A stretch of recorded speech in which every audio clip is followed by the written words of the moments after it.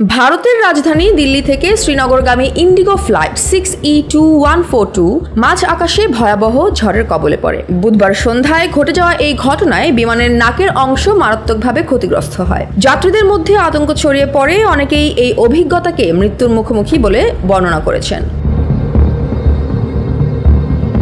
বুধবার 21শে মে সন্ধ্যা 6:30 দিল্লি থেকে শ্রীনগরগামী এই ফ্লাইটটি মাঝ আকাশে প্রবল শিলাবৃষ্টির কবলে পড়ে। বিমানে 227 জন যাত্রী এবং ক্রু ছিলেন। ঝড়ের তীব্রতায় বিমানের সামনের অংশ, বিশেষ করে র্যাডম অর্থাৎ নাকের অংশ মারাত্মকভাবে ক্ষতিগ্রস্ত হয়। বিমানের ভেতরে ধারণ করা ভিডিওতে দেখা যায় যাত্রীরা আতঙ্কে চিৎকার করছেন, অনেকেই প্রার্থনা করছেন। বিমানের ঝাঁকুনি এবং ঝড়ের শব্দে তীব্র উত্তেজনা সৃষ্টি হয়।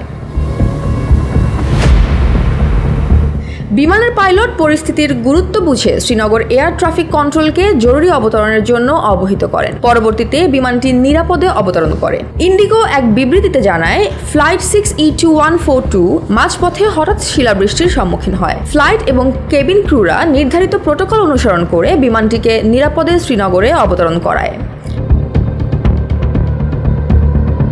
বিমানের অবতরণের পর যাত্রীদের যত্ন নেওয়া হয় এবং বিমানটিকে পরবর্তী পরিদর্শন ও রক্ষণাবেক্ষণের জন্য গ্রাউন্ডে রাখা হয়েছে। এই ঘটনা প্রমাণ করে বৈরী আবহাওয়ায় বিমান চলাচলের ঝুঁকি কতটা ভয়াবহ হতে পারে। তবে পাইলট এবং ক্রুদের দ্রুত সিদ্ধান্ত ও দক্ষতার কারণে একটি বড় দুর্ঘটনা এড়ানো সম্ভব হয়েছে। যাত্রীদের নিরাপত্তা নিশ্চিত করতে ইন্ডিগো কর্তৃপক্ষ প্রয়োজনীয় পদক্ষেপ গ্রহণ করেছে।